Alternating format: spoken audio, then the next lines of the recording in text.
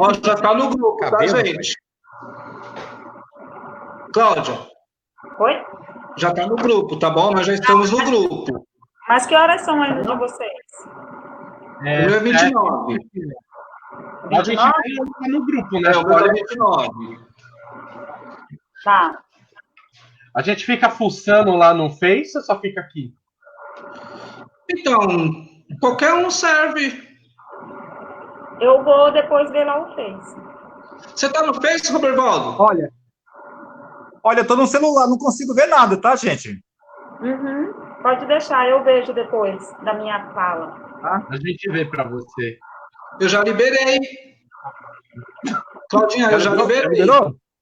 Já. Não pode mais nem falar besteira. Deixa eu ver como tá no grupo. Aí eu vou falar pra vocês, ou dar uma olhinha pra vocês, assim, ou eu vou ver as pessoas entrando aqui no negócio. Não, eu acho que só ver se ficar no Face. Aguarda só um minutinho que eu vou ver se já tem gente no Face. Tá.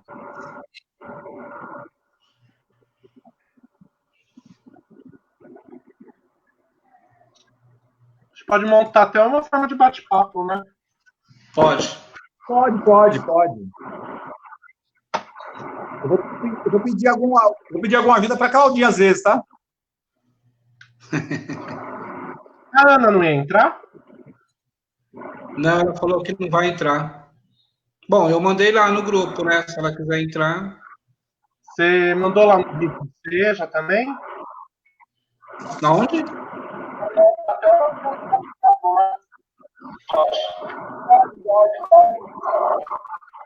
Não dá pra ficar nos dois, não, porque vai ficar com eu falando atrasado ali no vídeo do Face. Ô, Claudemir, tem algum aí que tá com barulho aí? Algum microfone tá com barulho? Eu acho que é o da Cláudia. É o meu? Deixa eu provar, Cláudia, para ver se é o seu. É o Melhorou. da Cláudia. É o da Cláudia. Mas por que tá com barulho? Não tava. Não tava. É, tá chiando, agora parou. Essas historiadoras. Parou? Parou. Agora voltou. Pode ser o celular. Agora parou.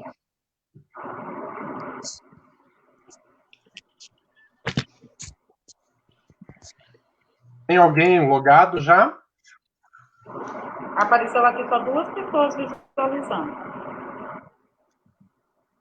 Será que eu compartilho?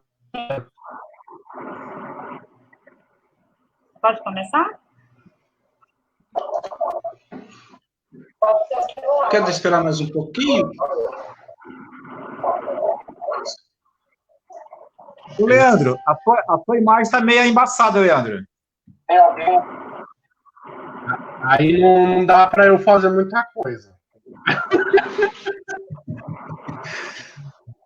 A pessoa está com míope. Estigmatismo.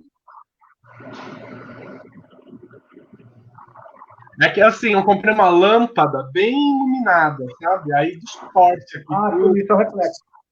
Até a câmera. Eu acho que dá para começar, tá? Tá. É 35? Ó. É 30, na verdade, né? Agora o meu já é... O que é que você 7h30. O meu é 7h33. Poderia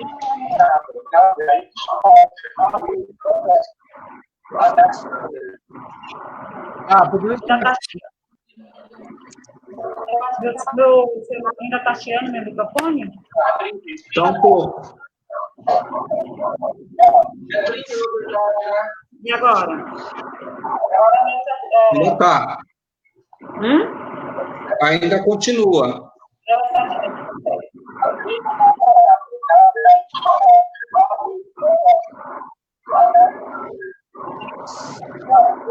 E agora?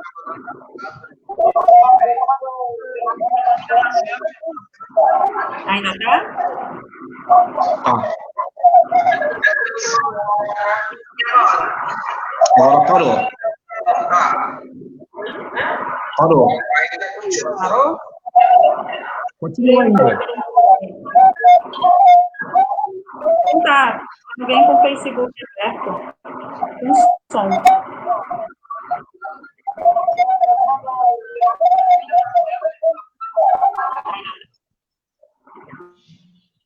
Pronto?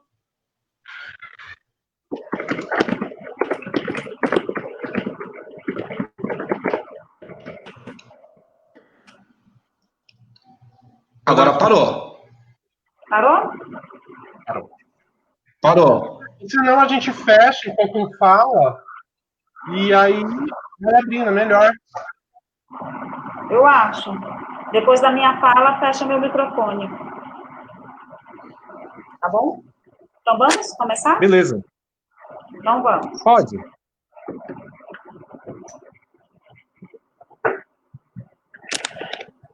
Boa noite, meu nome é Cláudia, sou professora de História do CEJA e hoje nós estamos aqui trabalhando com o ERE, que é Educação para Relações Étnico-Raciais, né?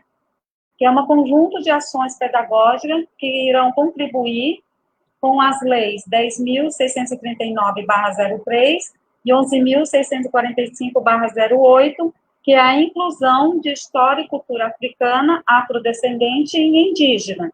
A gente está hoje aqui com o professor Claudemir, de inglês, professor Robervaldo, de português, e o professor Leandro, de arte, que vai estar discutindo, juntamente com a gente, hoje, a pluralidade, né, da história africana.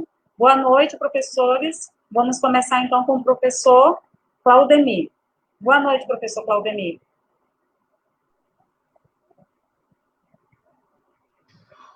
Boa noite, sejam bem-vindos à primeira live do curso do CEJA. Eu espero que possamos fazer um ótimo trabalho com vocês sobre esse projeto que é o ERE, né? Nós vamos trabalhar sobre a diversidade do povo negro, do povo africano, e falar um pouquinho do continente africano desde o século XIV em diante. Eu vou passar agora para o professor Robervaldo, que ele... Professor Robervaldo, boa noite. Boa noite, professor Claudemir, tudo bem? Boa noite, Claudinha. Boa noite, Leandro. Tudo ótimo? Caros alunos, sejam bem-vindos. Caros professores do CEJA, direção, tudo de bom para vocês? É um prazer rever todo mundo, tá bom? Hoje eu vou falar um pouquinho sobre a língua portuguesa, o surgimento da língua portuguesa, um pouquinho da história da língua portuguesa, né? A língua portuguesa, a gente chama de uma língua neolatina. Por que neolatina? Porque ela deriva do latim.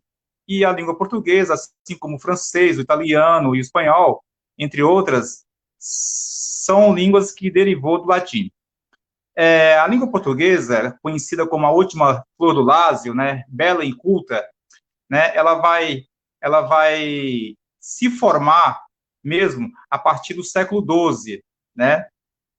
Depois que o Império Romano acaba, então aí surge também o Estado português. E com o Estado português surge a língua. A língua portuguesa, ela tem uma característica própria, né? A gente fala que ela tem uma singularidade, né? Para a gente falar um pouquinho sobre a língua portuguesa, eu gostaria de ler sobre um poema chamado Mar Português. Você pode pôr aí, Claudinha, na tela?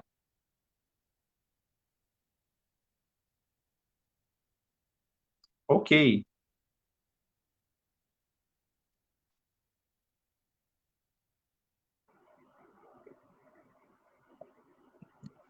Esse poema que eu vou recitar para vocês, ele é do século... Ele foi escrito no século no século XIX, né, pelo poeta Fernando Pessoa. Fernando Pessoa é um dos poetas mais importantes, né, do modernismo português, né? E ele escreveu esse poema no século XIX, porém, ele está falando de um momento muito importante da história dos portugueses, né? Esse poema vai falar um pouquinho sobre o apogeu, né, da língua portuguesa, do povo português. Vamos lá.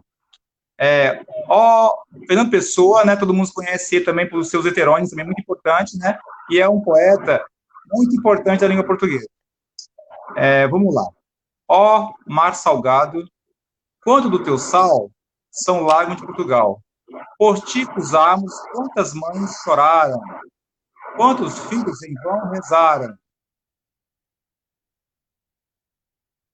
quantas noivas ficaram por casar, para que fosses nosso, ó mar. Valeu a pena? Tudo vale a pena se a alma não é pequena. Quem quer passar além do bojador, tem que passar além da dor. Deus ao mar o perigo e o abismo deu, mas nele é que espelhou o céu. Obrigado, Claudinha. Esse poema, ele está falando de um momento importante do povo português. Todo mundo sabe que os portugueses do século XIV chegou à África, né? E chegando à África, ele começa a colonizar alguns países da África. Quando você quer conquistar um povo, geralmente as pessoas pensam que a gente conquista pelas armas, mas é engano. A gente geralmente conquista um povo levando a cultura, principalmente através da língua. Então, países como Moçambique, Angola, Guiné-Bissau, entre outros, herdaram essa língua através das conquistas dos portugueses, né? Esse poema aqui está falando do momento grandioso da história de Portugal. E no século XIX, o poeta pergunta se realmente valeu a pena sacrificar tanta gente, né, tantas pessoas, tantos homens, né, porque eram os homens que saíam para conquistar os mares, só que esses homens muitas vezes não retornavam, né? E aí ele faz questionamentos: valeu a pena os portugueses, né, buscar riquezas, né, novas terras em vão? Porque muitas vezes esse retorno não foi tão assim, para o futuro dos portugueses, não foi tão assim grandioso. Depois que os portugueses conquistaram a África, os países da África, no século XV, eles chegaram nas Américas, né, principalmente na América do Sul. E aí começa a nossa história. Chegando aqui, já tinha aqui uma sociedade né, já tinha um povo aqui né, que são os índios. Eles tentaram escravizar os índios, porém, os índios têm uma nova cultura, uma outra cultura, e perceberam que não ia dar certo. E aí, como eu já conhecia a África, já tinha toda uma história lá, trouxeram para cá os escravos, para trabalhar principalmente na cana-de-açúcar, né?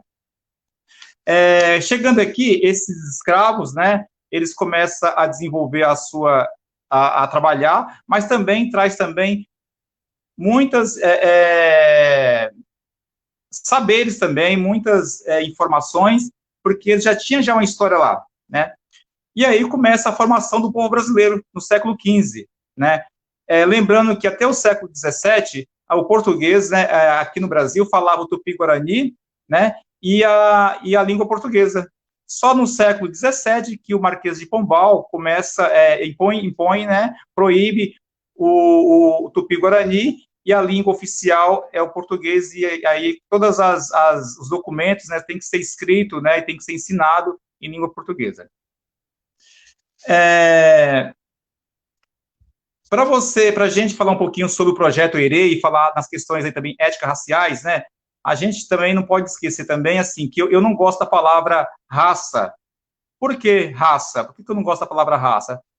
Porque a palavra raça foi inventada, né, para um povo, né, dominar o outro. Porque o que eu conheço mesmo, assim, o que eu entendo para a gente, o que a gente herda mesmo, né, a gente não é dividido por raça, nós somos seres humanos, né, e o que nós herdamos mesmo, né, é através da herança genética, né, da cultura e também do ambiente. É o que determina as nossas características.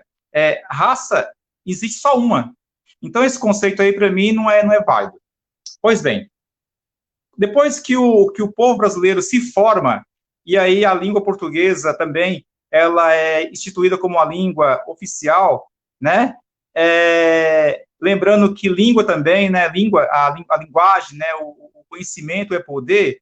E aí nós temos um linguista chamado Carlos Magno, né? Que ele vai falar que a nossa língua, né? A nossa cultura, principalmente a nossa língua, é a nossa identidade. Porém, essa identidade, ela vem carregada também de várias características. Então, a língua seria a maior manifestação cultural, né, de um povo. E nela fica impregnado todas as marcas, né, tanto para o bem como para o mal. Lembrando que nós temos muitas influência, né, de outras línguas também, somente da indígena, depois que terminou a colonização também, veio outros povos para cá para poder trabalhar aqui, no caso, os alemães, os holandeses, até mesmo japoneses, e a nossa língua, ela é uma mistura, ela recebe várias influências de várias outras culturas. O Marcos Wagner vai falar um pouquinho sobre o preconceito linguístico, lembrando que nós temos vários tipos de preconceito, né, preconceito contra a mulher, o preconceito contra o idoso, o preconceito do imigrante, o preconceito por religião e também o preconceito linguístico. E no preconceito linguístico eu vou focar um pouquinho mais aí sobre o nosso tema. Quando a gente fala da língua, a língua ela tem uma característica própria, né? E ela também tem, além de uma característica, ela tem vários como é que se diz? Variantes na língua, né? Muitas vezes, na sala de aula, o pessoal pergunta assim, professor, mas eu não consigo entender o que é uma característica da língua. Por exemplo, quando a gente fala que o homem fala de um jeito e a mulher fala de outro, isso quer dizer o quê? Que o timbre da voz é diferente, é uma característica da língua. Com relação também à idade, né? A faixa etária. A criança fala de um jeito, o adulto fala de outro, e quando chega na velhice, você fala de uma forma diferente. Então, é outra característica. E também tem uma característica também que é bem interessante, que muitas pessoas falam bem assim, que a língua portuguesa não tem harmonia, não tem melodia. É um grande engano. A língua portuguesa é uma das línguas mais melódicas que tem. E como que se dá essa melodia? Nós sabemos que a língua portuguesa, o alfabeto, né, nós temos as consoantes e as vogais. E as vogais, a gente fala qual a diferença entre vogais e consoante? A gente fala bem assim, que a vogal, ela tem um som que sai aberto, sai puro. E as consoantes tem um som vibrante. Quando você fala o B, o P, o V, o X, você percebe que em algum momento, quando você pronuncia, pega na articulação da boca para sair o som. No caso das vogais, não. O som sai aberto. A, E, I, O, U. E por que eu estou falando sobre isso aí? Porque todas as palavras da língua portuguesa vai ter essa distinção. Sempre tem uma vogal, uma consoante, uma vogal, uma consoante. E é essa distinção que vai dar um molejo para a língua, que vai dar uma melodia para a língua. Então, a nossa língua é muito melódica. Quando o brasileiro está falando lá fora, em língua portuguesa, as pessoas até param para ouvir, porque eles acham muito bonito, mas muito gostoso. Essa aí é uma das variantes. Agora, vamos falar um pouquinho sobre as variantes mais significativas. Nós temos, basicamente, 4 variantes significativas. A variante histórica, isso quer dizer o quê? Que a gente fala que a língua é um organismo vivo. A língua, ela não é estática, ela não é parada, ela sempre está se renovando. Então, com o tempo, a língua vai se renovando. E muitas vezes perguntam assim, mas como que eu consigo enxergar isso aí? Através das gírias, por exemplo. Se você pegar a Jovem Guarda, né, e aí bicho, e aí brotinho, né? Então, tinha toda uma gíria. Se você trazer para os dias de hoje, nós temos outras gírias mais interessantes. E aí, mina, beleza? E aí, cara? Certo? Então, a língua, com o tempo, ela vai se modificando, ela vai se renovando. A gente chama de uma variante histórica. Outra variante também da língua é a geográfica. O Brasil é um país continental, todo mundo sabe, né, muito grande, e com o tempo, conforme as pessoas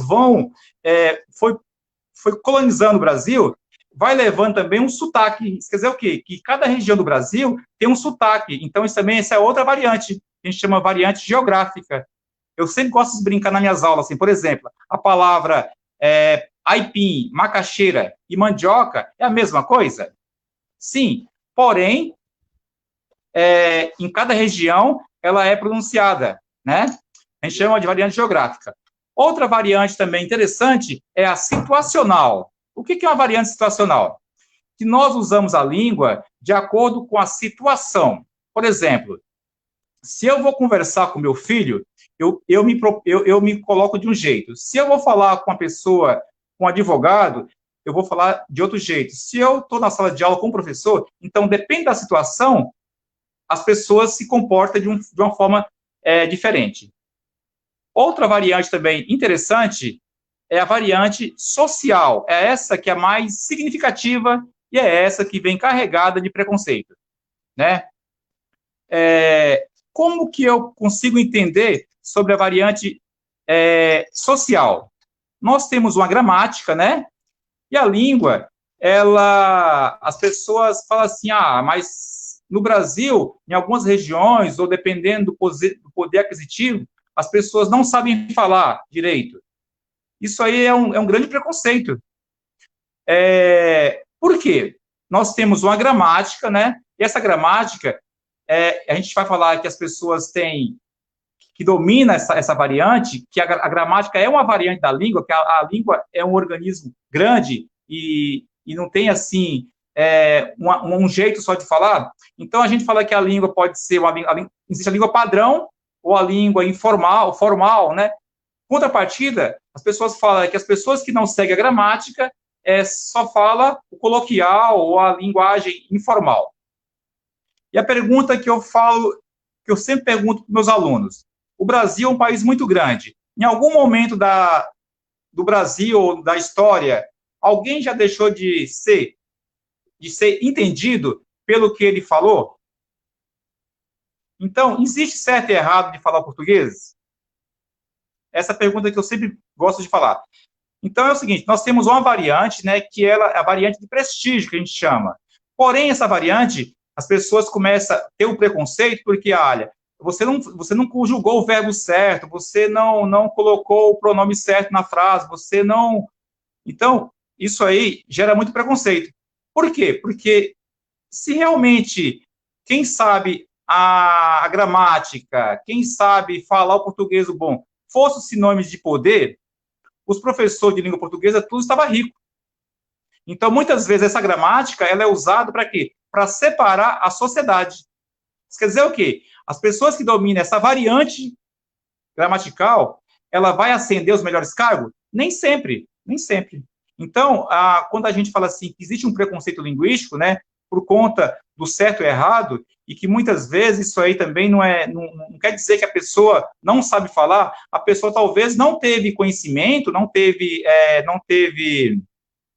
a oportunidade de passar pela escola e conhecer a variante, né, formal que a gente fala, né? Professor, mas e aí onde que fica aí, no caso aí, o preconceito? É esse julgamento que as pessoas fazem, né, de achar que a pessoa não sabe conjugar de acordo com a gramática, né, que ele não sabe falar. Não saber falar seria não ser entendido. Mas se algumas pessoas defendem os gramáticos, por exemplo, né, e que tem que se falar a gramática correta, né, mas e a pessoa que não teve condições de aprender, de ir para a escola? Então, gera todo um preconceito por causa disso aí, né?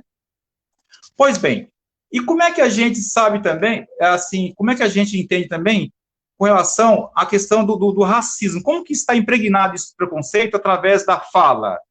Geralmente nas palavras, né? eu elenquei aqui algumas palavras que muitas vezes está no subconsciente das pessoas, e muitas vezes a gente fala assim que no Brasil existe um preconceito estruturado, e muitas vezes a gente não percebe. Por exemplo, nós temos aqui, por exemplo, algumas palavras que a gente fala no dia a dia, e que a gente não se dá conta que essas palavras vêm carregadas, né, de preconceito. Por exemplo, feito nas coxas, mulata, criado mudo, samba do crioulo doido, meia tigela, doméstica, nhaca, denegrir. Essas palavras, elas são todas palavras que têm toda uma conotação preconceituosa e muitas vezes racista também, né? E por que isso aí? Porque nós temos toda uma história aí do racismo brasileiro, né? E que isso aí é refletido na linguagem, né? E é engraçado também na língua portuguesa também, que eu acho interessante, é assim, né? Os portugueses, eles não gostavam de ser chamados de brasileiro. Por quê? Porque a palavra brasileiro é uma palavra, né, um adjetivo, né, pátrio, né? E tem aí, quando você vai formar as palavras, nós temos aí os prefixos e os sufixos. Quando você pega o sufixo leiro, lembra o quê? Profissões. Funileiro, marceneiro, carpinteiro. E os portugueses, eles não são trabalhadores, eles são chefe, né? Então, para poder incorporar esse adjetivo pátrio, demorou para poder ser aceito, né? E é interessante isso aí. Outra marca também da escravidão também, nós temos os diminutivos e os, né, aumentativos. Quando você assiste a novela de época da Globo, por exemplo, e tem lá mãezinha, paim, senhorzinho, senharzinha. Esse senhorzinho, essa senharzinha, lembra o quê? Submissão. Então, na língua também, muitas vezes a gente percebe que a submissão também está impregnada dentro dela também. Quando a pessoa se submete ao outro como senhazinha, senhorzinho, com a conotação de inferioridade, né? Isso aí fica bem registrado nos livros, né? E também na literatura também, essa marca linguística aí, né? Pessoal, já deu meu tempo? Falta muito ainda? Pode terminar, Robervaldo. Pode terminar. Se quiser finalizar, pode finalizar. Tem mais alguma coisa para você falar para os alunos? Não, é assim, eu só quero dizer que na língua portuguesa, nós temos muitas palavras, né, de origem tupi-guarani, né, e também muitas palavras, muitos termos também, que os negros também trouxeram, né, dos seus países para cá. Por exemplo, palavras como abadá, acarajé, caçula, jagunço, senzala, xodó, são todas palavras de origem, né, africana, e que é gostoso essa mistura, né? Eu sempre brinco assim, a força do Brasil, a força do brasileiro está no seu povo, nessa mistura. Então, é uma pena que o brasileiro muitas vezes não se enxerga, não se reconhece através da sua cultura, essa cultura tão rica que é a nossa, tá bom? É só isso. Obrigado, professor Robervaldo. Parabéns pelas suas falas. Ficou ótima. Parabéns. Obrigado. Alunos, professores, boa noite. Eu sou o professor Claudemir de inglês. E agora eu vou falar sobre o comecinho ali da colonização africana. O Robervaldo falou do século XIV, quando a coroa portuguesa desceu pela costa africana para fazer o caminho para o Oriente em busca de riquezas e em busca de império, na verdade, e comércio, né? Comercializar o seu material com material vindo do Oriente. Esse século passou e quem tomou conta aí do século XIV até o século XVI foi Portugal e Espanha, que eles dominaram boa parte das águas atlânticas e boa parte do mundo novo que eles acharam em suas viagens. Porém, quando Portugal e a Espanha estavam em plena navegação em alto mar, havia-se na Europa um país, e esse país era a Inglaterra. Aí, o que a Inglaterra fez nesse tempo que portugueses e espanhóis estavam em viagens? A Inglaterra se voltou para dentro do seu território, onde ali por volta dos anos 1800, já chegando ali no século XVIII, ela teve a sua Revolução Industrial. E a partir da Revolução Industrial, o que acontece com a Inglaterra? Ela tem que buscar novos campos, novos mercados, porque o seu país é pequeno, o seu território é pequeno, ela não se expande, e ela precisa da mão de obra, ela precisa do mercado consumidor, e ela precisa buscar isso fora da Inglaterra. Então, a partir do final do século XVII, a Inglaterra tomou a frente da colonização africana, trazendo consigo, através do seu forte poder econômico e da sua indústria. O que ela queria fazer com isso, através desse seu poder econômico? Ela estava explorando o diamante e o ouro que estava em territórios africanos. Chegando nesses territórios, o que ela trouxe para esse povo? Ela trouxe uma vasta colonização.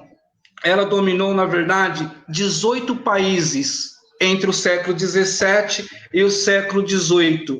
Foram 18 países. Isso não é coisa pequena, é coisa muito grande. Quando a Inglaterra chegava nesses países, o que ela implantava? Ela implantava o seu idioma, o seu inglês. Todo documento para sair dessas localidades dominadas pela Inglaterra teria que sair com o idioma inglês.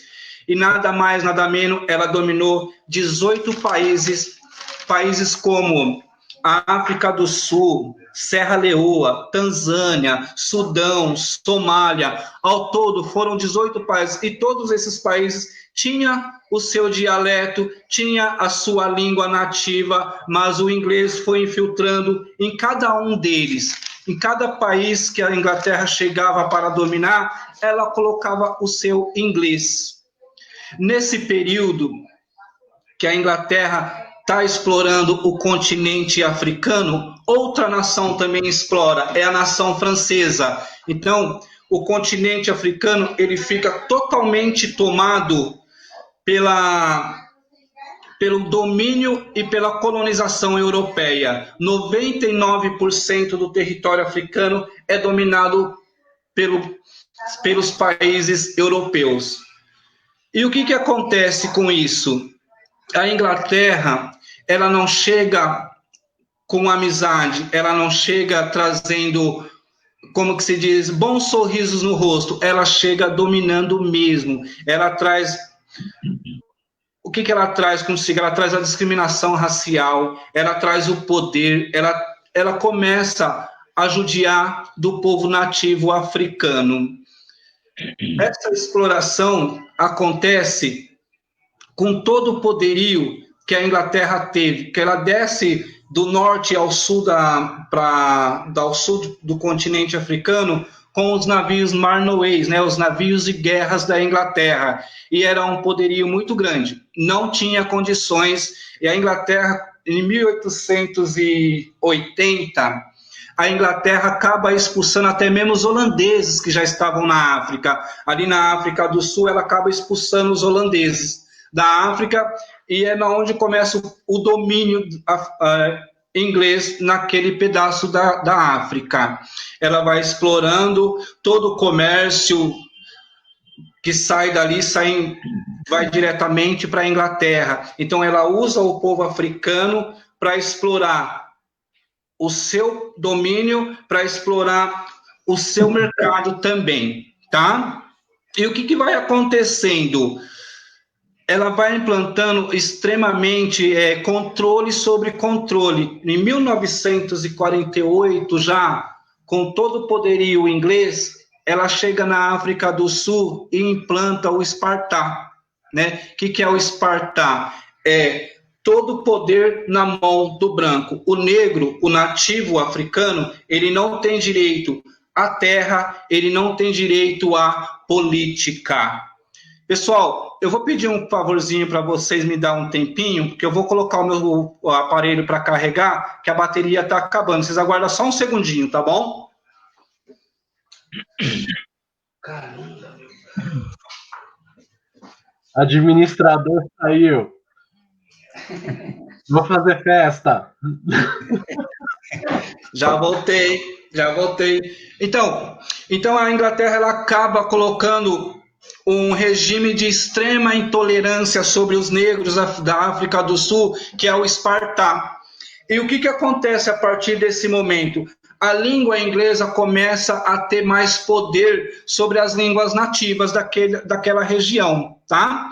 E chegando ali no ano de 1950, 2 anos depois que ela implantou o Espartá, ela implantou uma nova lei naquele país, que é a lei do registro populacional. O que vem ser essa lei do registro populacional? Ela começa a dividir a África do Sul por raças. O primeiro grupo é o branco, que é formado pelo afrikaner e pelo britânico. O que vem ser o afrikaner dentro dessa situação? O afrikaner é os holandeses que já estavam na África do Sul, tá? Então, o primeiro grupo dessa divisória dessa lei populacional é para dividir o branco, que são os britânicos, e os afrikaner.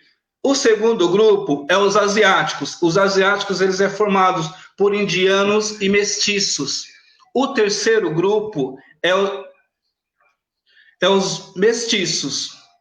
E o quarto e último grupo vem ser os negros. O que acontece? É formado pelo povo nativo. O que acontece com o povo nativo por ele ser o quarto grupo dentro dessa lei racial?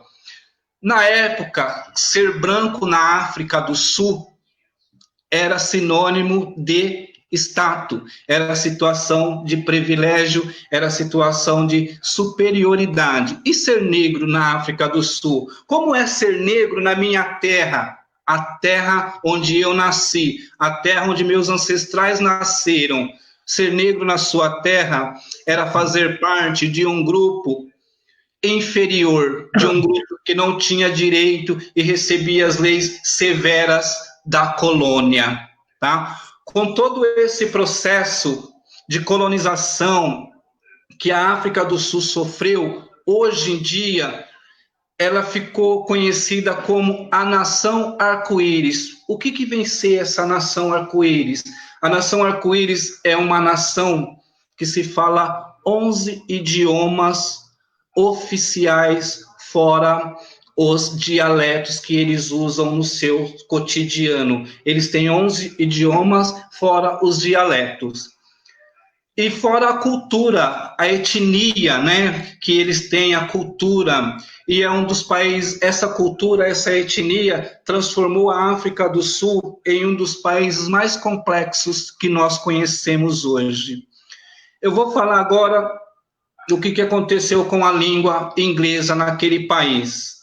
Não é a primeira língua que se usa hoje na África do Sul. A primeira língua que se usa hoje na África do Sul é o Zulu. É uma língua nativa e é constantemente usada entre o povo, entre o nativo. 22% da população da África do Sul usa o idioma Zulu. A segunda língua que eles usam também, que é uma língua muito praticada, é a Xhosa. 16% do africano que vivem na África do Sul, eles usam essa língua, a Xhosa, como segundo idioma deles. É 16% da população que usa. A terceira língua é o afrikaner. De onde vem o afrikaner? O afrikaner era surge ali no século XVII, juntamente com a chegada dos holandeses, né?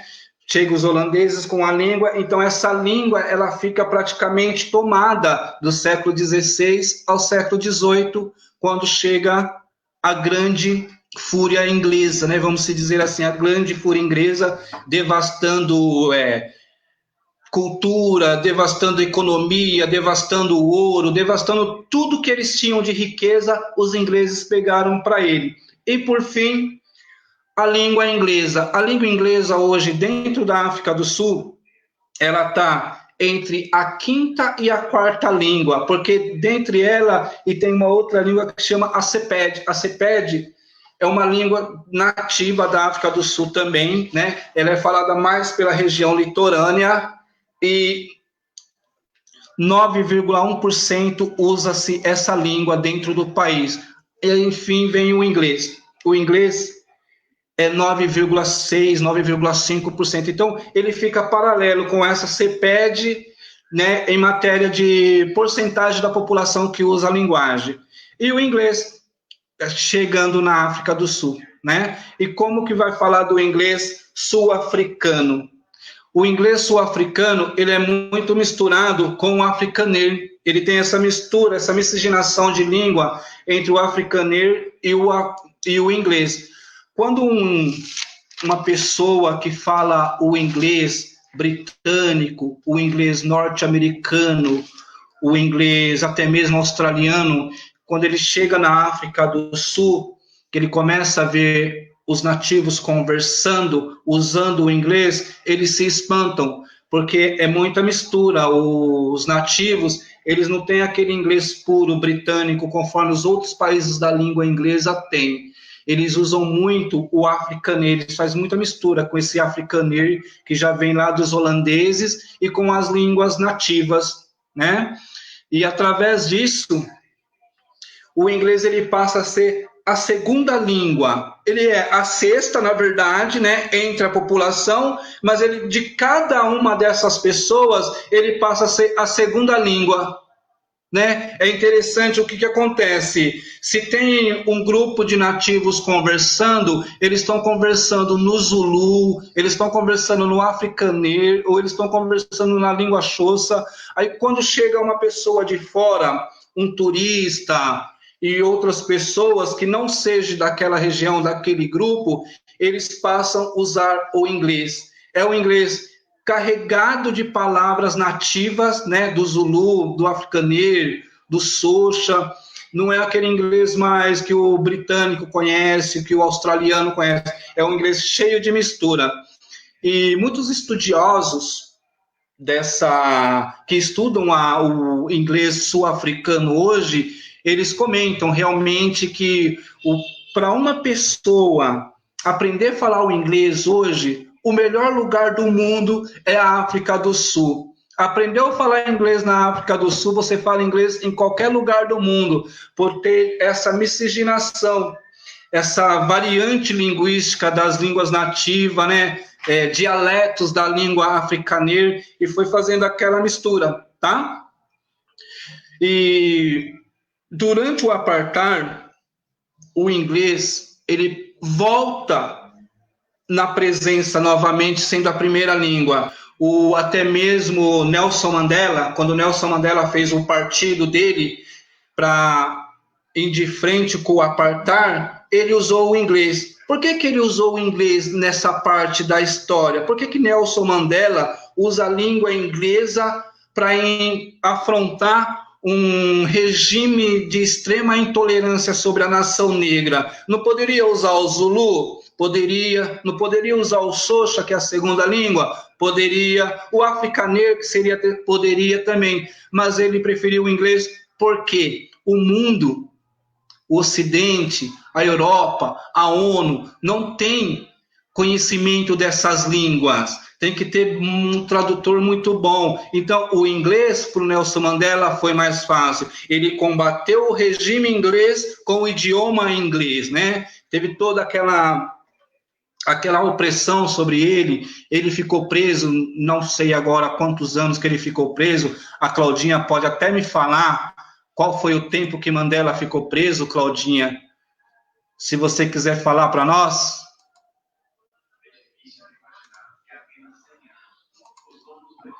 Vamos dizer aí que mais de 20 anos ele ficou preso, Por tá? mais de 20 anos, né?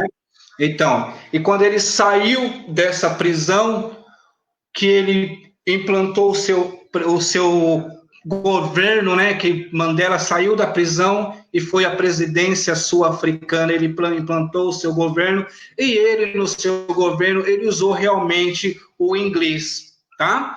E é isso, o inglês hoje sul-africano tem toda uma estrutura de línguas nativas da própria África. Não se encontra um inglês no mundo do jeito que ele é falado na África do Sul. E hoje em dia a população mais jovem, eles usam muito o inglês para quê? Para explorar a cultura e para explorar também o turismo deles, porque é uma região que muito rica, tem muitos lugares naturais bonitos, né? Então, os jovens de hoje em dia, eles usam o inglês para fazer essa exploração do mercado do turismo. Tá bom, pessoal? Eu espero que tenha agradado a todos vocês. Se ficar alguma dúvida, alguma pergunta, vocês podem estar fazendo pergunta para nós, vocês podem estar pedindo material para nós, se alguém se interessar mais de querer participar, pode estar pedindo material, que nós temos material, tá bom? Eu agradeço pela atenção de vocês. Eu vou passar agora a fala para o nosso professor Leandro. Olha, pela sua primeira experiência, a gente está saindo bem, hein? Boa noite, professor. A Arte vai chegar agora, né, para mostrar uma pequena reflexão sobre todo esse apanhado de pensamentos e questões levantadas até então na disciplina, na disciplina de inglês e de português. A gente acaba esquecendo que a arte faz parte de linguagens e códigos, né? Mas a arte ela acaba entrando em várias áreas. Ela é muito intrometida. Eu gosto de dizer assim. A reflexão que eu quero trazer hoje com esse tema é sobre a questão da valorização da influência estética na cultura afro e como que ela permitiu a formação da identidade do brasileiro, né? Essa identidade, como até o professor Ruberval comentou, é muito discutido porque nós precisamos entender todo este processo. Como que é esta identidade, como que nós nos formamos e por que disto tudo, né?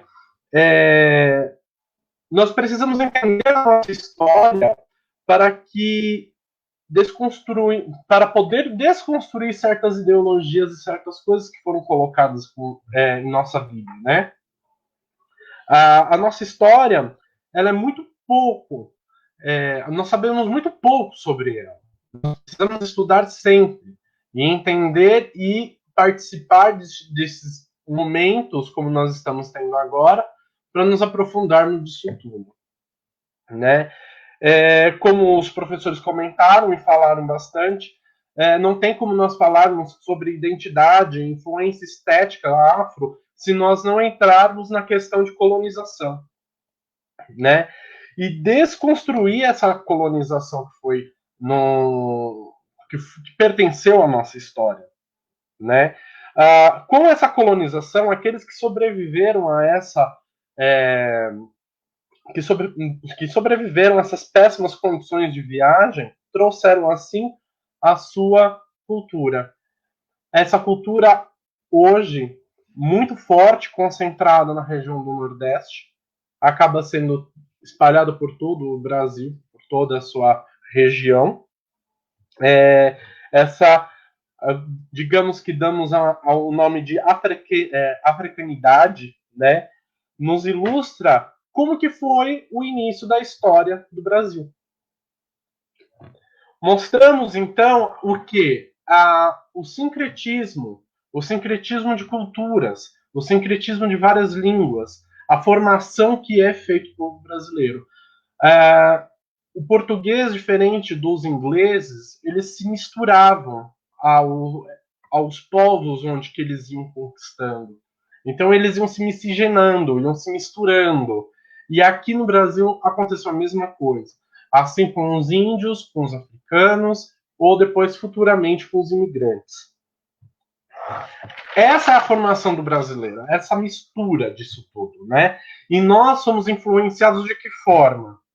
Né? Com o jeito de viver, com a religião, com o artesanato, né? Então, olha só como que a arte, dentro de todo esse processo histórico, está sendo inserida e construída diariamente até os dias de hoje. Se pararmos e pensarmos de como que é cada objeto até os dias de hoje, né?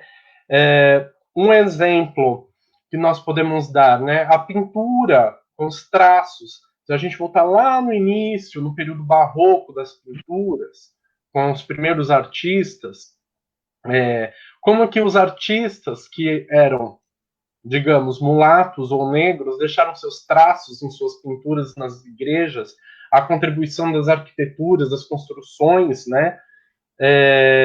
Os costumes, até mesmo a religião, como a Umbanda. Tem até uma pesquisa... Ô, Leandro. Oi? Leandro. Diga.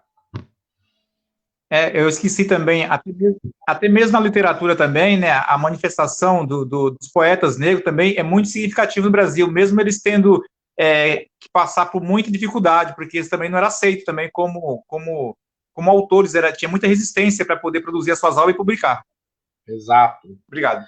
E eu vou chegar nessa parte da pintura, que é exatamente isso que acontece aqui, né? O anonimato. O costume como a religião, né? Nós temos dentro da cultura, dentro do costume dentro da religião Umbanda, o despacho de encruzilhada. E, curiosamente, numa pesquisa que eu fiz, esses despachos eram feitos antigamente porque o negro que conseguia fugir deixava escondido na mata, na floresta, o quê? Farofa, uma galinha assada e a cachaça, para que aquele outro negro que fosse fugir encontrasse alimento no meio da sua fuga. E isso veio de uma forma tão simbólica acrescentar na religião que nós temos hoje. Uma religião que também é uma religião que faz parte de um sincretismo, né? A fusão do catolicismo. Uhum. Podemos ainda entrar mais dentro dessas influências da africanidade, com o quê? Com os blocos afros na Bahia, com as roupas coloridas, as músicas, a gastronomia, acarajé, vatapá, todos também acabam tendo a sua ligação com a religião. Podemos ver isso. De certa forma, a moda também. De certa forma, a moda também, né? E nos deparamos com o quê? Como que é importante nós descolonizarmos o nosso pensamento, os nossos ideais, para começarmos a entender quem é e quem nós somos. Porque é muito difícil nós, ainda em pleno 2020, atacarmos certas questões e de uma forma meio que obscura do conhecimento, né? Então, quando nós descolonizamos esse pensamento, o que é descolonizar? Né? Tirar essa ideia branca europeia e começar o quê? A desconstruir esses estereótipos doutrinários, né? Olha só, estereótipos também é uma forma de símbolo que está ali entregue dentro da nossa sociedade. Dentro dessa sociedade de uma cultura branca que quer se prevalecer sobre as outras culturas. E quando nós falamos de cultura brasileira, não dá para falar de uma única cultura, e sim é sincretismo de culturas. E esses estereótipos, até os dias de hoje, se perpetuam e se caracterizam de uma forma muito forte. Né? E nós precisamos entender o quê? Essa linguagem de códigos, essas linguagens de imagens, para também desconstruir tudo isso, não junto com a linguagem. Então a arte ela vem como uma forte ferramenta, uma forma de entender essa questão histórica, né?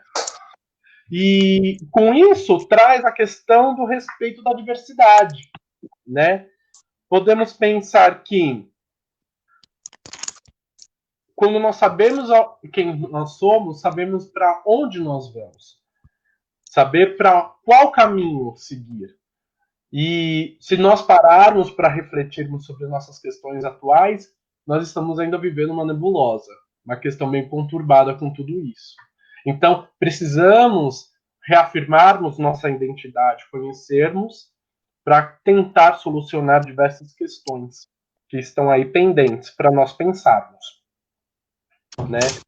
Pensar no início da história da arte no Brasil, assim como que o Roberval acabou de comentar, é pensar nesse artista anônimo, né? Eu acabei de fazer uma pesquisa, quem foi o primeiro artista brasileiro? E aí a pesquisa no Google sai, Cândido Portinari. Mas não é Cândido Portinari.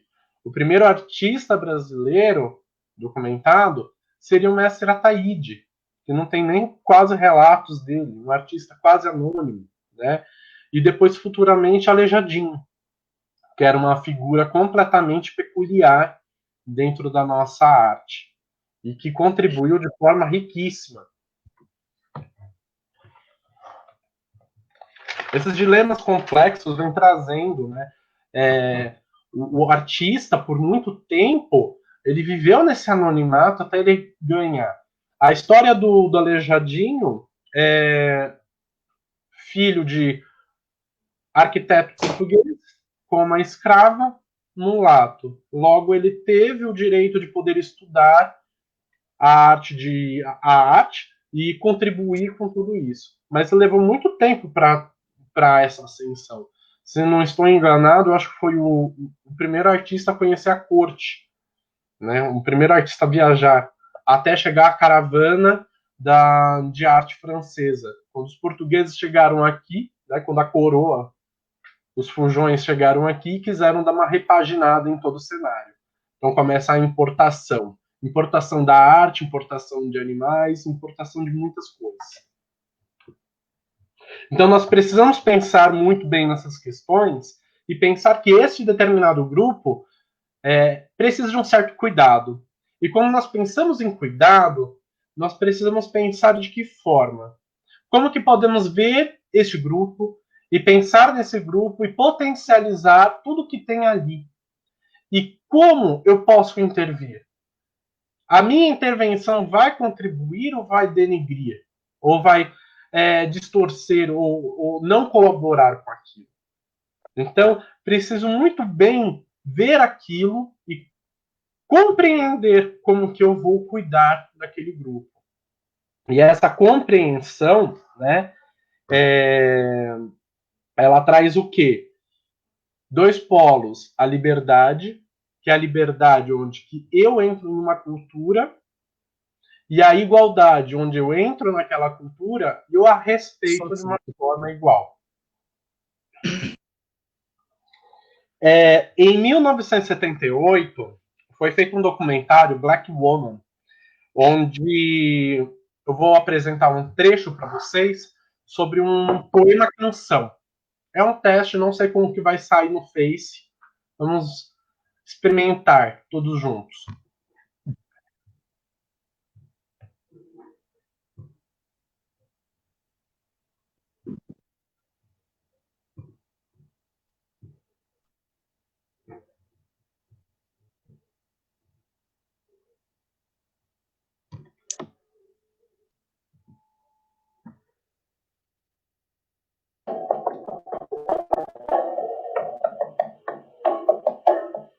Tenía 7 años apenas 7 años.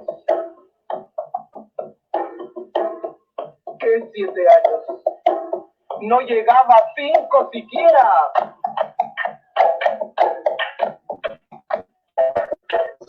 De pronto unas voces en la calle me gritaron: ¡negra! ¡Negra! ¡Negra! ¡Negra! ¡Negra! ¡Negra! ¡Negra! ¡Negra! ¿Soy acaso negra? Me dije. Sí, me gusta ser negra. ¡Negra! Yo no sabía maravilla, la triste verdad que aquello escondía. ¡Negra! Y me sentí negra. ¡Negra! Como ellos decían. ¡Negra! Y retrocedí. ¡Negra! Como ellos querían. ¡Negra! Yo tenía mis papeles y mis labios gruesos y mi vida penada, mi carne tostada, y retrocedí. ¡Negra! Y retrocedí. ¡Negra! ¡Negra! ¡Negra! ¡Negra! ¡Negra! ¡Negra! ¡Negra! ¡Negra! ¡Negra! ¡Negra! ¡Negra! ¡Negra! ¡Negra! ¡Negra! ¡Negra! Pasaba el tiempo, siempre amargada. Seguía llevando a mi espalda mi pesada carga. ¡Cómo pesaba!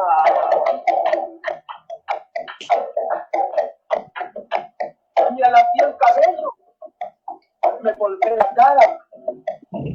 De mis entrañas siempre resonaba la misma palabra. ¡Negra! ¡Negra! ¡Negra! ¡Negra! ¡Negra! ¡Negra! Hasta que un día que retrocedía y que iba a caer. ¡Negra! ¡Negra! ¡Negra! ¡Negra! ¡Negra! ¡Negra! ¡Negra! ¡Negra! ¡Negra! ¡Negra! ¡Negra! ¡Negra! ¡Negra! ¡Negra! ¡Negra! ¿Y qué? ¡Negra! ¡Sí! ¡Negra! ¡Negra! ¡Negra! ¡Soy! ¡Negra! ¡Sí! ¡Negra! ¡Soy! ¡Negra! ¡Negra! ¡Soy! Yo en adelante no quiero laciar mi cabello. ¡Quiero! Y voy a reírme de aquellos que por evitar según ellos, que por evitar los sin sabor llaman a los negros gente de color. ¿Y de qué color? ¡Negro! ¡Qué lindo suena! ¡Qué ritmo tiene! ¡Negro, negro, negro, negro, negro, negro, negro, negro, negro, negro, negro, negro, negro, negro! ¡Al fin! ¡Así me entendí! ¡Al fin! ¡Ya no retrocero! ¡Al fin! ¡Ya avanzo segura! ¡Al fin! ¡Avanzo y espero! ¡Al fin! ¡Y bendigo al cielo porque quiso Dios que me pasará después de mi dolor y ya comprendí! ¡Al fin! ¡Ya tengo la llave!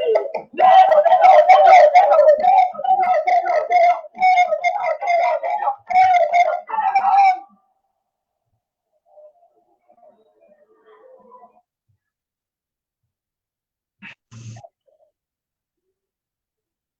Bom, um vídeo extremamente forte, um poema canção de uma artista, ativista política, Victoria Cruz, peruana, e nós observamos nessa intervenção artística a forma que a arte afirma essa identidade, mostrando na forma que o poema é cantado, essa força que é cantada. A referência que ela faz é do preconceito vivido quando a criança dentro de um grupo de amigos. Então, a experiência que ela teve, a vivência que ela teve, expressa de uma forma artística. E tudo isso é muito usado por quê? Isso é muito curioso, né? Este vídeo ele é muito utilizado exatamente para o dia 25 de julho, que aqui no Brasil é o Dia da Mulher Negra, o Dia da Consciência da Mulher Negra. E o Dia da Mulher Negra Americana, Latina, Caribenha é no dia 31 de julho. E é muito interessante nós pararmos e percebermos como que é importante essas discussões, é importante esses movimentos, porque com elas a gente começa a refletir e pensar sobre o que nós estamos vivendo, quem são esses grupos, quem são esses pequenos grupos que devem ser ouvidos, né? E dar... Oi? Eu posso depois fazer um adendo aí? Pode, claro. A nossa propaganda brasileira, ela foi muito questionada nesse quesito, né? Inclusive, antigamente tinha a marca de brinquedo Estrela, né? E ela só fazia bonecas, né? Branca. E uma vez, por conta dessa manifestação das pessoas, né, de exigir uma variedade mais, uma diversidade também de cores das bonecas, eles resolveram fazer uma boneca negra. E e a mãe comprou a criança era negra e comprou essa boneca negra para ela. E ela não se reconhecia com essa boneca. Sim. Por quê? Porque o preconceito era tão grande, porque não tinha produto para negro. Então, muitas vezes, você precisa se reconhecer, você precisa ter elementos da cultura para você se reconhecer. Então, no Brasil, esse preconceito era tão grande que a criança, quando recebia uma boneca negra, ela não se via, não se enxergava. Para você ver como é que é forte essa questão da arte também, né? Tem vários vídeos na internet que mostram exatamente essa questão dos brinquedos. Então, esse racismo estrutural vem desde a infância e passado de geração em geração. Com as pequenas terminologias do cabelo duro, como passou no vídeo, né? Você tem um cabelo ondulado, muitos já dizem que é um cabelo duro, que você tem que alisar, e aí você tem uma obrigação social de fazer tal procedimento químico para estar alisando, o pó branco para embranquecer, né? Ô, Leandro, eu posso também aproveitar essa fala de vocês e falar, tipo, esse tempo agora mesmo, a Bombril, ela teve que suspender uma propaganda deles porque veio com termos racistas, né? Na verdade, a Bombril sempre ela vem com esse termo racista, eles sempre pegam a palavra Bombril, né? E eles tentam fazer um ligamento com o cabelo do negro.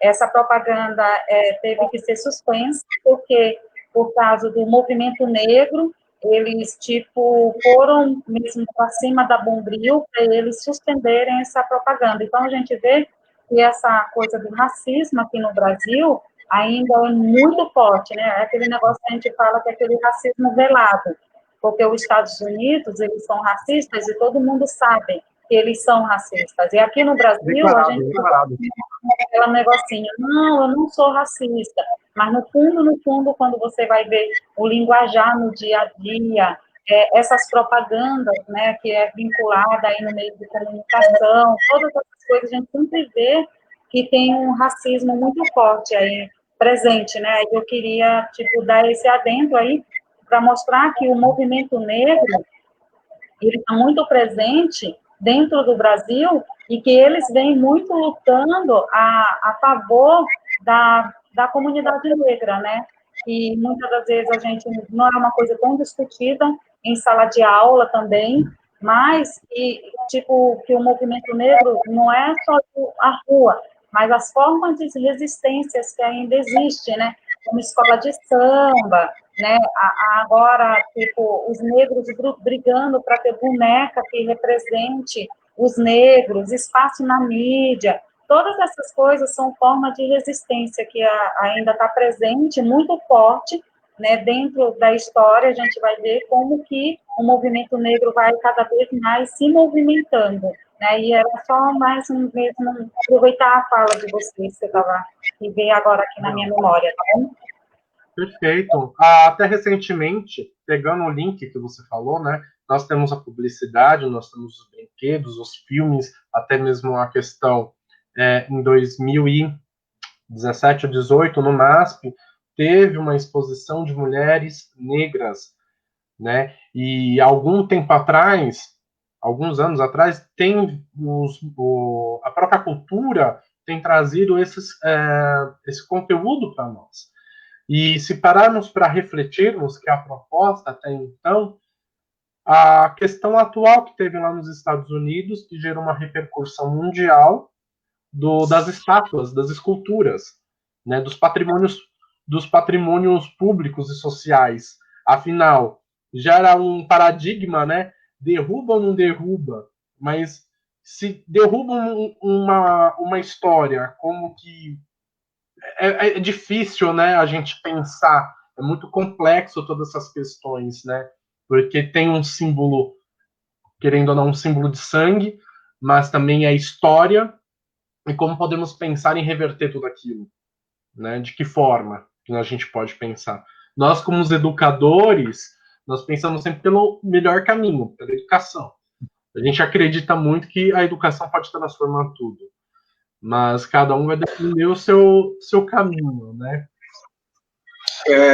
E nem só isso, né? O Leandro estava falando das estátuas que aconteceu lá nos Estados Unidos, referente a todo esse processo que teve da morte do rapaz negro sobre do joelho do policial branco, né? No Brasil mesmo nós temos isso, né? Nós temos esses símbolos que representam os bandeirantes, né? Você vai nas praças de São Paulo, você vai ver bastante bandeirantes. O que é aquilo?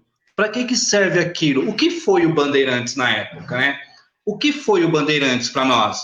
A história conta que eles foram pessoas ótimas, mas nós, conforme o Leandro falou, que somos educadores, que sabemos que isso não é verdade, né? Um bandeirante, um Raposo Tavares, quantos negros eles mataram? Quantos índios eles mataram para hoje receber nome de autoestrada, para receber um monumento em uma praça, né? Da mesma forma que isso acontece nos países como Estados Unidos, já passou para a África, né? Desculpa, para a África não, já passou para a Inglaterra. Na Inglaterra também já teve esse protesto de tirar algumas estátuas representando algumas figuras da história, né?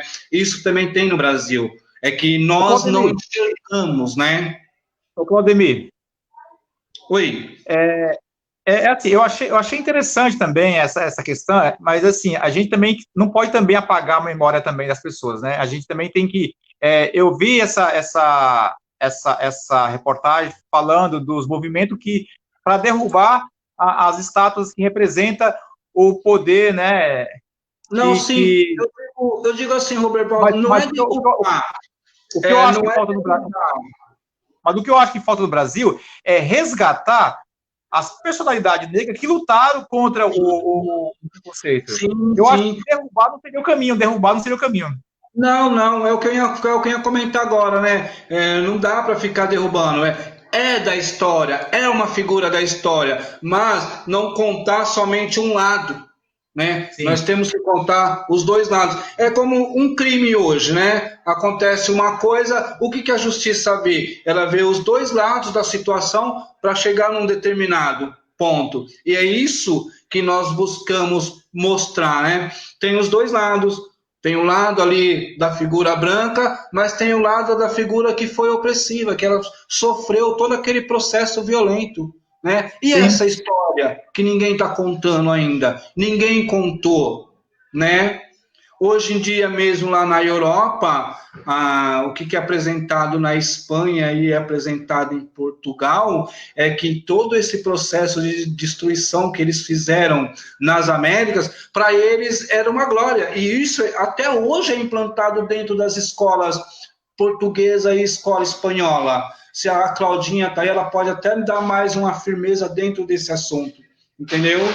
Porque são assuntos que vão buscando que, na verdade, o oprimido não tem voz na história do Brasil. O opressor tem, tanto na história do Brasil quanto na história espanhola, né? O opressor, ele tem a história, e o oprimido, né? Não tem ali um rabisco, não tem ali um papel, né? E nós sabemos que vamos matar indígenas porque indígenas são vagabundos, preguiçosos, não querem trabalhar. Vamos matar negros porque negro é uma raça inferior à nossa, né? Eu acho que é bem assim que vem acontecendo. Tá, só a gente já precisa começar a finalizar, tá? Tem uma aluna que ela fez uma pergunta a respeito de cotas. O que nós, professores, temos para falar de cotas? O que a gente acha? Deixa eu ver se eu acho aqui, ó. Olá, uma pergunta. Vocês consideram as cotas para negros na universidade uma forma de racismo necessária, devidamente, justamente ao racismo? Acho que ela quis dizer a respeito da cota. O que nós achamos? A cota é uma forma de afirmar o racismo ou uma forma de combater isso daí? Acho que é mais ou menos essa pergunta que ela está falando. O que vocês acham? Na minha opinião, as cotas, ela veio corrigir um fator histórico, né? Quando você pega um aluno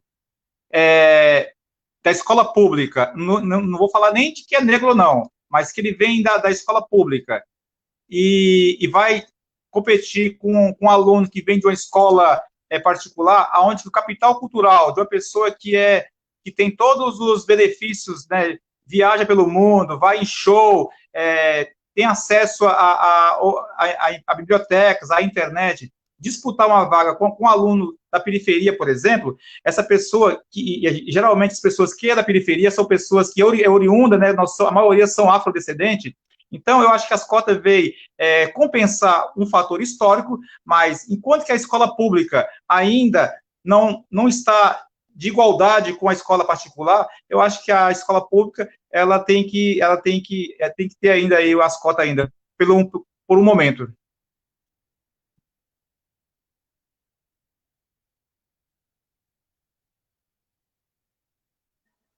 Alguém quer acrescentar mais alguma coisa? Não? Tá mudo, o Cláudio. Não, eu só queria acrescentar para dizer que realmente essa fala do Robervaldo ela é bem explícita de entendimento, né? Que todo esse processo de cota que nós sofremos hoje realmente é histórico, né? Realmente ele é histórico, não é somente o negro que sofre, é o branco pobre também, o indígena pobre também. Eu acho que realmente ela é histórica. Ela não é algo que surgiu de ontem para hoje e ela não vai ser eles não vão conseguir, as autoridades não vão conseguir. Só para finalizar, acho que as cotas, ela não é uma coisa que vai durar por uma vida inteira. Ela é algo só para reparar, e quando isso for reparado, quando nós tivermos em universidades públicas e em profissões de alto escalão negros, isso vai mudar o cenário, né? Então, precisamos pensar muito. A proposta dessa videoaula era uma reflexão, né? Uma reflexão política, moral, filosófica, até social, todo esse conceito e de todas essas discussões, esses paradigmas, né? Esses dilemas que estão dentro da nossa sociedade. E como que é importante conversar, dialogar sobre esses assuntos para começarmos a entender. E só assim, né, gerar a compreensão da liberdade e a igualdade. Bom, as linguagens e códigos todos contribuíram, acho que foi muito bacana. E eu queria finalizar com uma música da carta à Mãe África. Vou finalizar com esse vídeo. Quer falar alguma coisa? A gente vai encerrar, né? Vamos. Então, só para finalizar. Não, tudo bem. Com a apresentação desse vídeo. E eu acho que é o resgate de tudo que nós falamos. Legal. Então, a gente quer agradecer aos alunos, né? Não esquecer de deixar o nome completo e RN. Tem aluno que está aqui com a gente desde o começo, a gente agradece. Desculpa qualquer coisa, né? A nossa primeira live que nós estamos aí fazendo, né? Mas foi um prazer estar compartilhando aqui com vocês. Aí, se os outros professores também quiserem falar alguma coisa, o Lelê encerra com o vídeo para a gente, tá bom? Eu agradeço também os alunos que participaram, aos professores que também participaram da nossa live. Peço desculpa também pelas falhas, por ser a nossa primeira live, né? Eu peço desculpa pelas falhas, agradeço ao professor Leandro, agradeço ao professor Robervaldo e à professora Cláudia, que contribuiu conosco para trazer essa live, né? E nós deixamos aí, combinamos, na verdade, não, vamos falar no máximo, conversar com os alunos 1 hora, né? Já está chegando a quase 1h30, mas está gostoso, né? Quando as coisas é gostosas, o tempo passa e nós não vemos o tempo passar. Mas eu agradeço a todos, peço aos alunos que estão conosco, calma, paciência, essa turbulência dessa pandemia vai passar, nós vamos voltar a estar junto na escola, conversando face a face com vocês, e não esqueçam, aqui nós não vamos pedir link, põe um link lá para nós, não é link, tá bom? Aqui nós vamos pedir o RM de vocês, tá bom? Um abraço a todos, fiquem com Deus. Até mais, gente. Tchau, tchau, pessoal. Tudo de bom.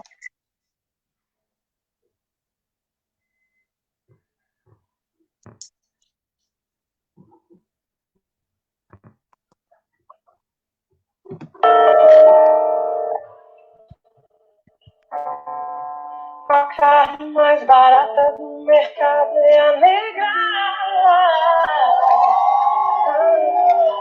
A carne mais barata pelo estado é a negra.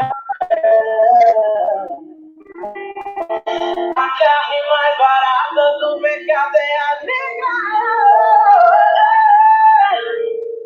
A carne mais marcada pelo estado é a negra.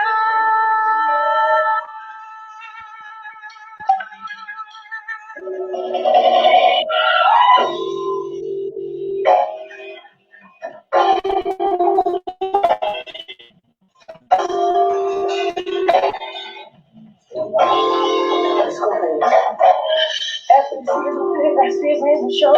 Sentir as forças vindas do céu da missão, dos seios da manhã brilha o coração. É hora de descobrir relação, emoção, mãe. Aqui crescemos subindo dedos de amor. A distância de ti, o doloroso chicote do feito nos tornou algo nunca imaginável, imprevisível. E isso nos trouxe um desconforto horrível. Essas correntes da prisão do corpo outrora evoluíram da prisão da mente agora. Segredo é moda, mas só no visual. Continua casual, ascensão social, tudo igual, só de maneira diferente. Atrás de cara segue impunemente. As salas são as grandes salas das delegacias, corredores lotados com seus filhos de vida. Verdadeiras filhas, grandes naufrágios, abusadores, confessão dos estados. Desacreditarem racismo ao contrário, no cenário de estações rumo ao calvário. Heróis brancos, destruidores de quilombos, usurpadores de sonhos seguem reinando. Mesmo separado de ti, pelo Atlântico, é brilhação de seus românticos cânticos, mãe. Me imagino arrancado dos teus braços, que não me viu nascer em meus primeiros passos. O esforço é o que veio na mente do teu rosto por aqui. Foi um erro cometido, porque fizeram com a gente isso. O plano fica claro, é o nosso sumiço. O que querem os partidários visionários disso? A maioria da população tem etofobia, anomalia sem vacinação. E o pior é de constatação: muitos irmãos patrocinam um vilão de várias formas, oportunista sem perceber. Alimentação sem poder, o que menos querem ser e parecer. Alguém me lembre do visual que eu sempre quero.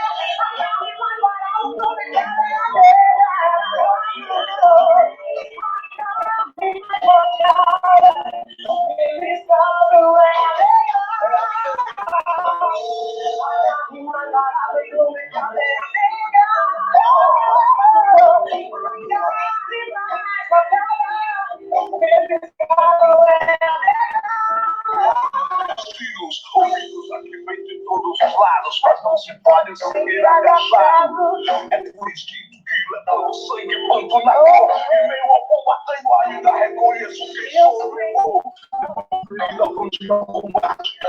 Em meio a fumaça, sigo sem nenhum disfarce, mas minha face pelada ao mundo o que quero. Voltar pra África, viver meus dias sem terra. Eterno, eu tenho atual, na moral. Rural, uma democracia racial. Os pretos, os negros afrodescendentes passaram a ser obedientes, afro-convenientes nos jornais, entrevistas das revistas. Alguns de nós, quando expõem seus pontos de vista, tentam ser pacíficos, ideologias, agora não pensam como regras rigorosos e rigorosos muitos são. Quando falamos de uma mínima reparação, ações afirmativas sem consumos cordas, o opressor ameaça recalçar as cordas, criaram uma grande confusão. racismo não existe sim uma social exclusão, mas sem fazer bem a diferenciação. Só pela cor, pelo padrão e o padrão. E a miscigenação, tema polêmico no gueto. Relação branco do índio com preto. Fator de atração, ainda mais a autoestima. Até o cabelo liso, mas olha o nariz da menina. O espelho na favela, após a novela O Divã. Onde os parceiros sonham ser galã.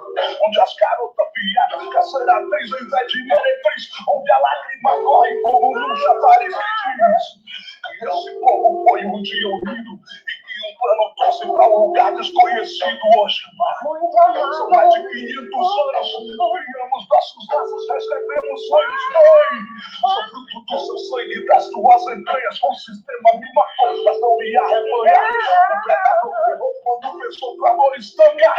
Não me sou amado no exílio por uma vergonha.